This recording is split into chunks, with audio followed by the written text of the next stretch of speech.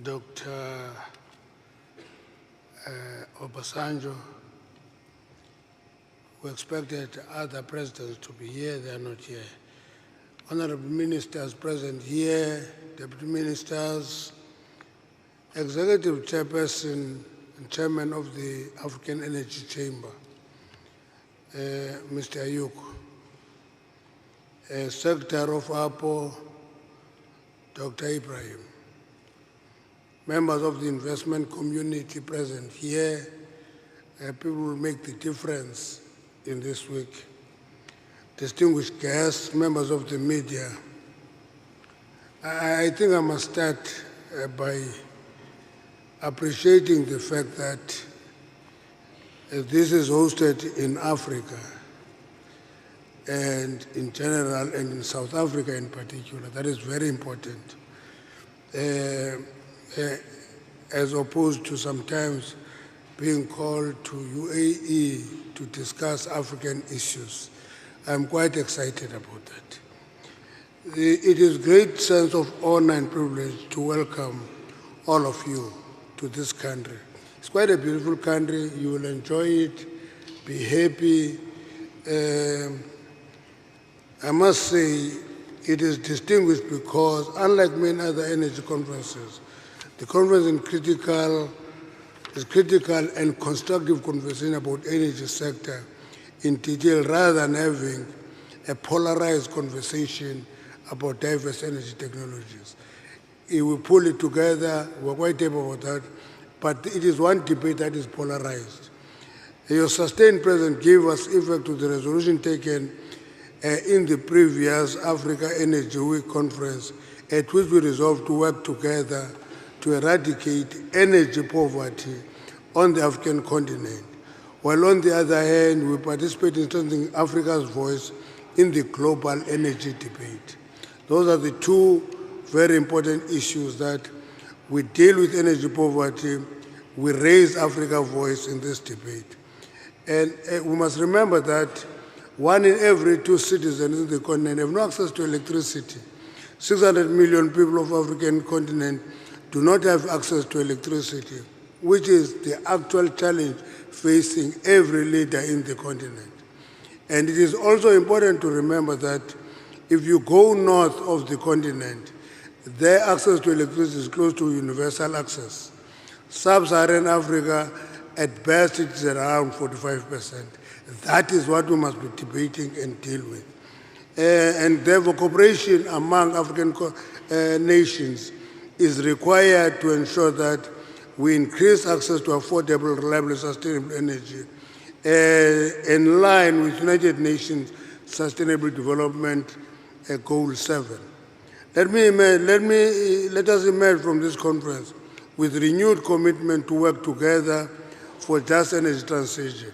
And that just energy transition cannot be theoretical, it must be just, it must talk to people, and it must talk to communities. If it doesn't talk to communities, doesn't talk to people, people are statistics, it is not just. We should also respect national conditions of individual countries in the continent. Let us not neglect developmental imperatives by destroying what we have in the hope of something new will be greater. If we want to exercise, we moved from high carbon emission to low carbon emission, it is important to ensure that exercising energy sovereignty for African nation implies that we must ensure that there is resilience, there is reliability, and efficiency of the new energy technologies before we even starting unbundling the old ones. I'm saying that from an economy that is generating energy mainly from coal. And one of the things that is putting us under pressure is that we must move away from coal. And our suggestion is that before we do that, let's test the new technologies. They must be reliable, resilient, and efficient. Then we can begin to unbundle coal. The same applies to oil and gas. We're told that we must not test them. They are fossil fuels, but the reality of the matter is that 82% of world energy is from fossil fuels and coal. And therefore, To just neglect them is going to lead to a collapse. Africa must intensify the effort aimed at developing its oil and gas sector in order to benefit from expected increase in natural gas market and global supply. The recent sizable discoveries of oil in Namibia, Cote d'Ivoire, and Uganda, and gas in South Africa, and huge discoveries of gas in Mozambique are proving to be game changers and have intensified the need to step up exploration campaigns in the African continent. This opportunity for Africa to benefit from its endowment of these natural resources is at its critical minerals. More important to us that we are not talking about, we are endowed with uranium deposits in the continent. And the fact that Africa never ventured into nuclear energy is actually a myth. I don't know how did it happen. At this point in time, South Africa has a nuclear power station, want to extend that. At least Egypt now is having 4 reactors. There are quite a few African countries talking about nuclear. And I think we should not write it off because uranium moved from Africa to everywhere else in the world and generate energy there. And here, we don't use it. The one point I want to emphasize, one of the things that we must argue against is weaponization of climate change against development. We must resist that. At the center of which will be foreign funding NGOs that are funded mainly from the United States and United Kingdom. I want to leave this message and say to them, these NGOs must be registered, they must declare their source of funding, so that as we force political parties to be registered and declare their source of funding, it should apply the same way to NGOs. Otherwise, they will block development and will not progress in the country. Now, I am making this point because huge discoveries made in Namibia, President Gengo, and deposits made in Cote d'Ivoire actually involve companies that we chased away in our continent because environmentalists fought them. And they migrated to those neighboring countries and discovered oil, and that those countries are progressing. Here, we want to breathe fresh air in darkness. Now, that is going to be equally important that we have this debate on the role of critical minerals in the continent. These critical minerals were endowed with them here, and these critical minerals are the future of green economy. And they are in African continent. But the definition about what critical minerals is done by the US, UK, Canada, Australia. We don't have a coherent definition as a continent. That is a call upon all of us as Africans to have a coherent approach and agree on how to use it. Those critical minerals must not be like the old minerals where it was pit to pot and actually take them raw, create wealth somewhere else. They must create wealth in the countries of origin.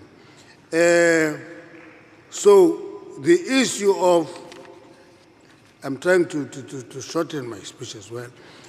Another important investment imperative for Africa is to enhance resilience of its energy systems, its infrastructure, including refining and transmission capacity.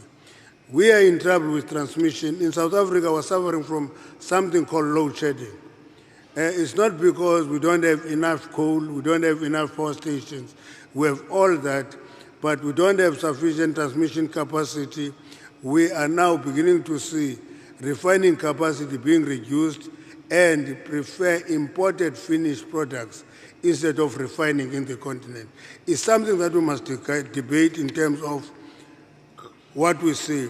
Building an Africa we want demands that we collectively tackle the challenge related to energy security by working out a proper balance between dispatchable base load and intermittent generation.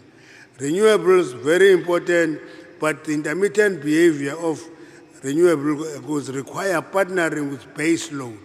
We should not destroy base load. We must strengthen base load, partner with renewable energy, then we're going to have a reliable supply of energy. Low-cost financing is very important. The commitment by developed countries to give us $100 billion per annum must be fulfilled. And we must debate that and therefore get the financing of sustainability projects, including carbon capture, utilization and use.